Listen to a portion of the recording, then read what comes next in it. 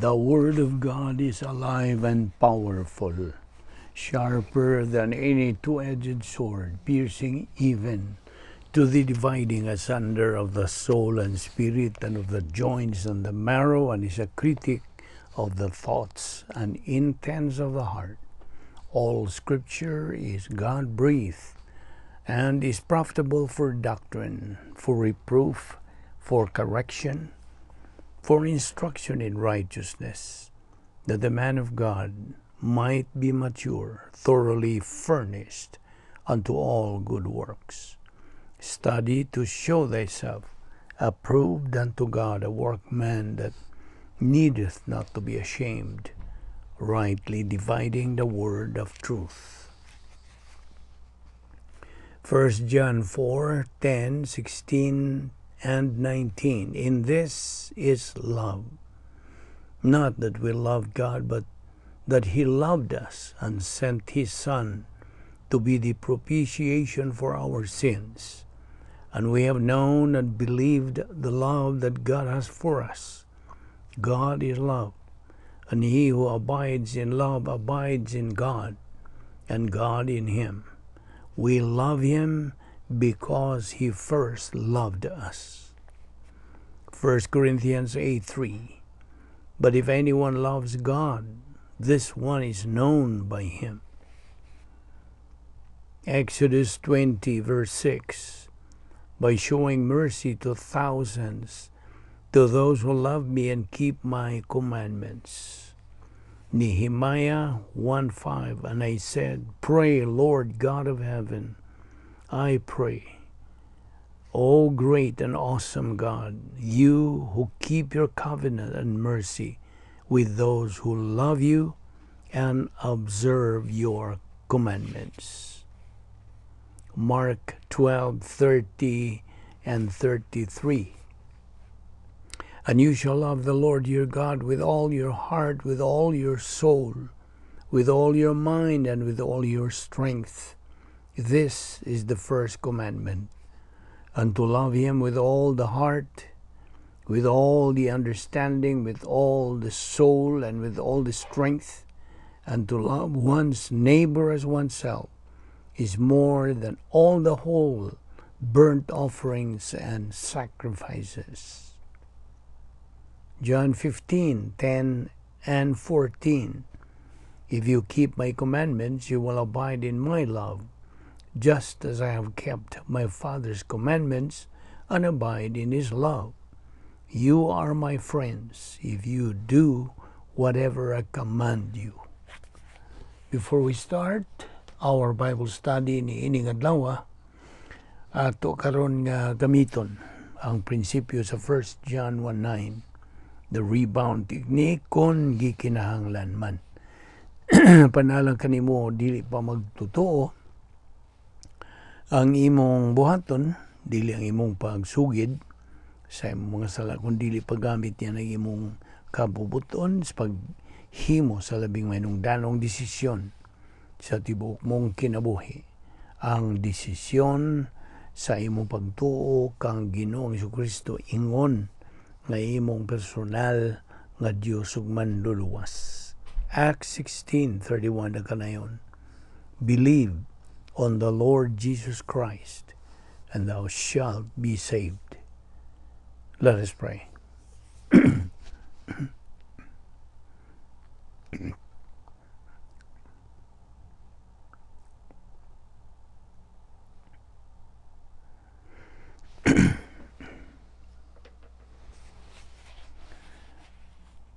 Magampot abala na mga Diyos, nagapasalamat kami kanimo nining layon sa mga adlaw sa among pagpadayon sa pagtuon sa among pulong. Bani kami karon, tudloy kami sa among kamatuoran, pinagis pagtudlo ka na mas balang Espiritu Santo, mao'y bugtong magtutudlo sa kamatuoran. Salamat ni among Bible study, pinagis sa YouTube. Kining tanan among gipasalamatan sa ngalan ni Ginoong Jesucristo. Amen.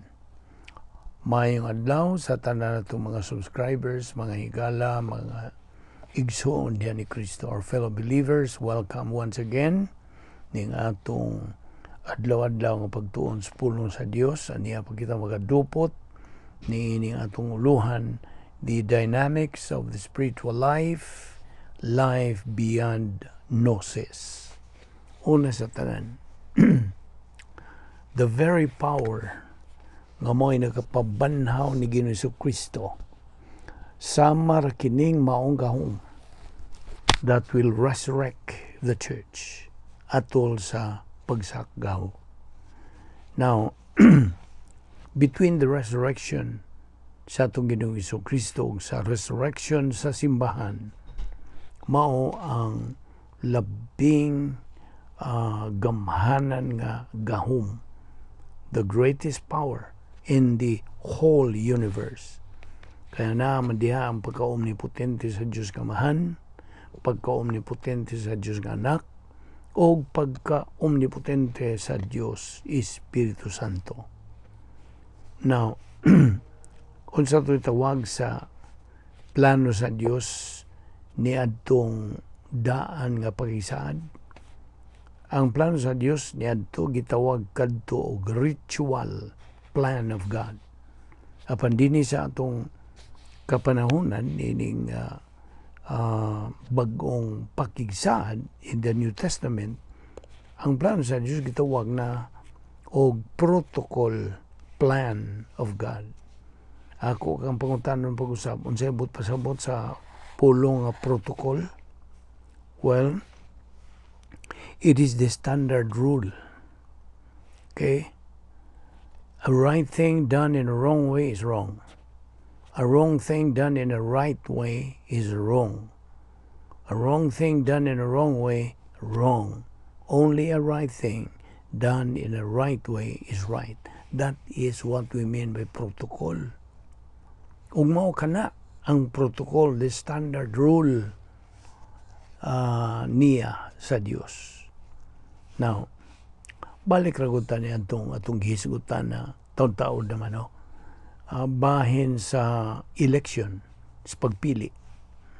Now, ganun sa magsugod kining election? Election started with Abraham. God elected a new chosen people of God. Mo ito gitawag racial species. Then, in the church, ini atong katuigan sa simbahan,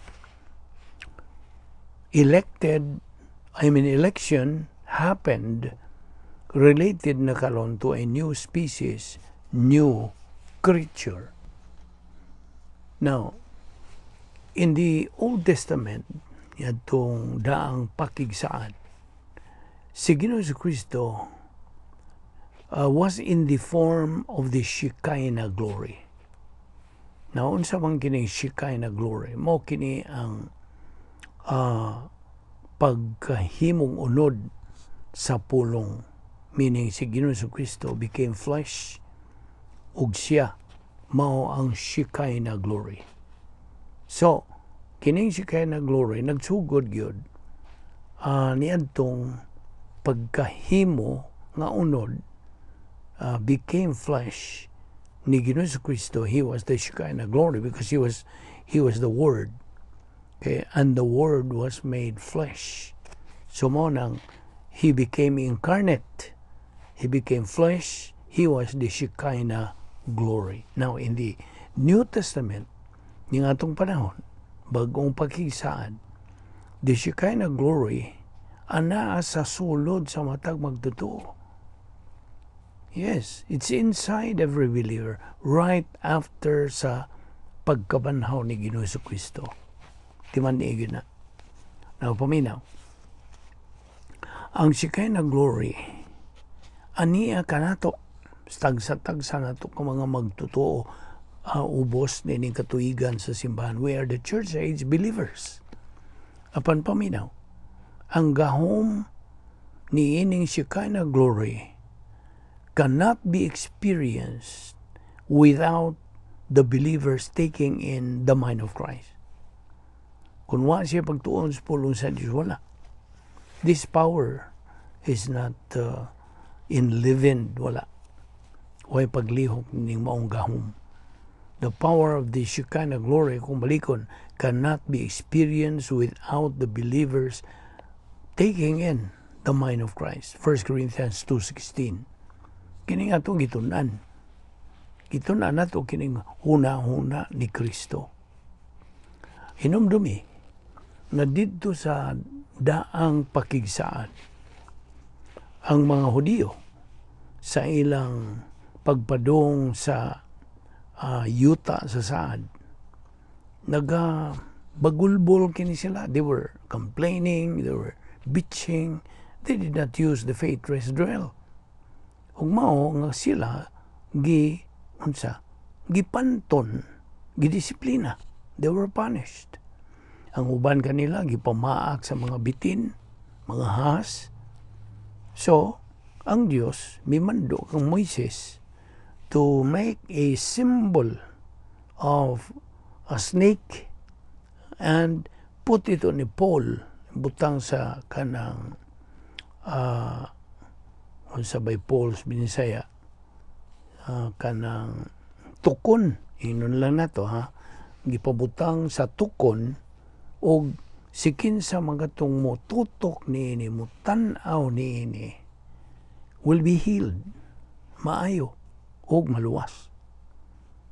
Sa may analogy na to, sa may kaamgid, well, the analogy is this: faith alone in Christ alone and you will be saved.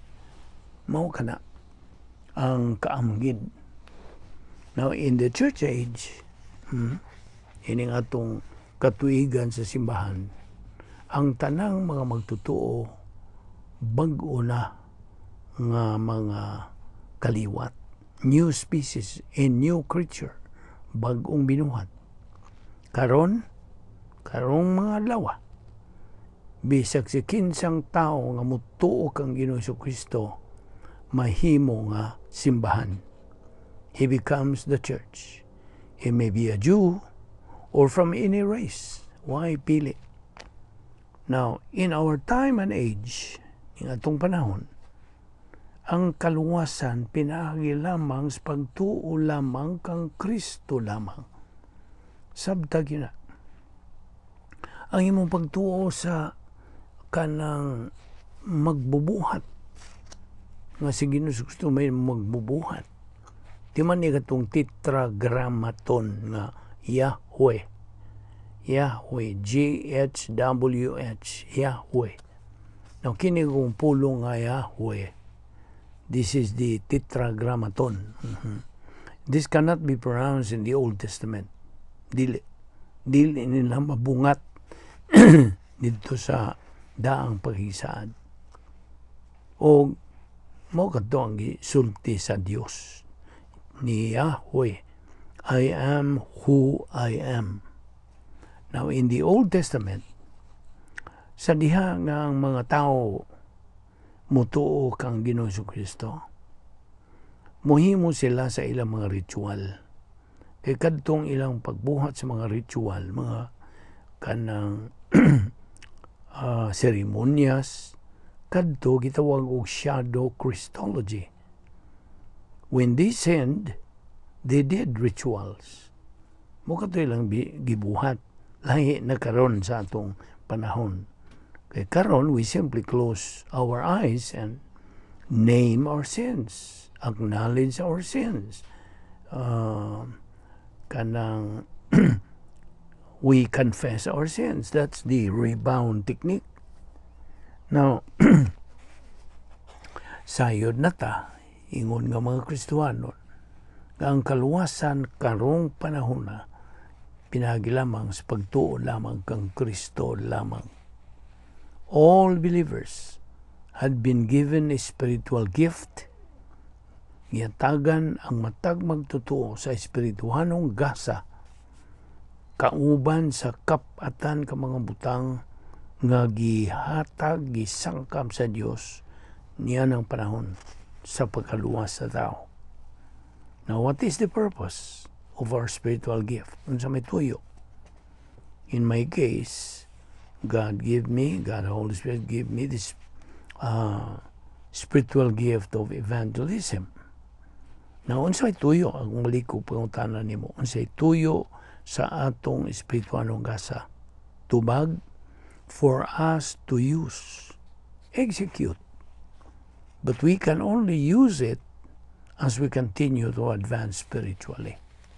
Dili pug ka maka-function niini, dili nimo magamit kung wa kay pagtubo sa pulong sa Dios pinagi sa pagtuon sa doktrina adlaw-adlaw. So it is only we who can discover our spiritual gift. Kita ra.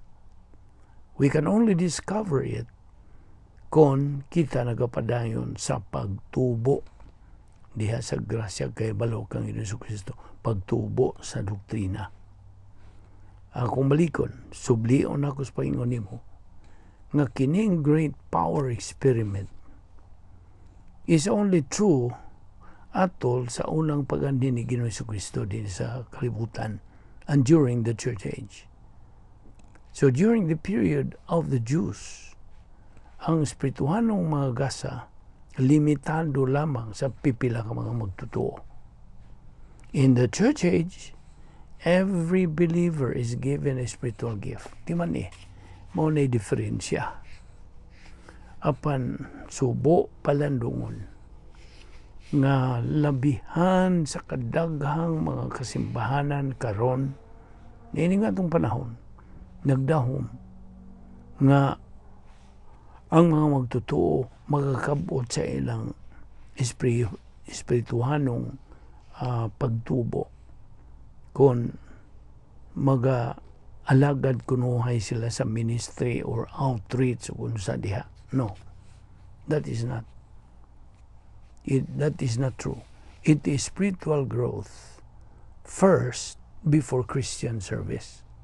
Mao ni prinsipyo. Spiritual growth gayunahon. Pagtubo mayunahon. Pagtubo sa kalag. Pinagis pagtuon sa pulong sa Diyos sa adlaw-adlaw. Spiritual growth first before Christian service. Okay? I hope masil-sil na nimo diha sa imong alimpatakan. A believer kinahanglan nga makakabot sa iyang pagka-espirituhanon nga pagkahingkod, adulthood, before devoting to Christian service. So, ako maliko na, ang magtotoo kinahanglan una nga makakabot siya sa espirituhanong pagkahingkod before siya mo devote sa Kristuhanong pag-alagad. Now, in Israel, age of the Jews, no one had the 10 problem-solving devices. Only kita nga, mga magtotoo, ubos nining katuigan simbahan. Kita lamang. Kita nimo. Kaya mo kini ang panahon sa angay-angay nga mga pribilehog, angay-angay nga unsa kahigayunan. This is the age of equal privileges and equal opportunities. Kita lamang nining kapanahonan o katuigan sa simbahan. We have learned that the church age believer has so many equal privileges and opportunities as compared kung nato itandi sa Israel sa mga Hudiyo. Now, ang mga Hudiyo, God, naglibot-libot sila dito sa kamingawan, suod sa pila katuig, suod sa kapatan katuig na sigig bagulbol, kanang reklamo, murmuring, bitching, mooning. So, kita nga mga magtotoo ni ining katuig simbahan has more emphasis on the individual privileges and opportunities. Ako na po nagibalik. Now, kini kong pagbautismo kanato sa Espiritu Santo, kini mo'y nakapahimo ni ining atong kapanahunan nga dili kasagaran. The baptism of the Holy Spirit makes this era unique. No, it's not important whether you are a Jew or a Gentile now. You are all one in Christ. Usara ka mo. Galatians 3:26 and 28, for you are all sons of God.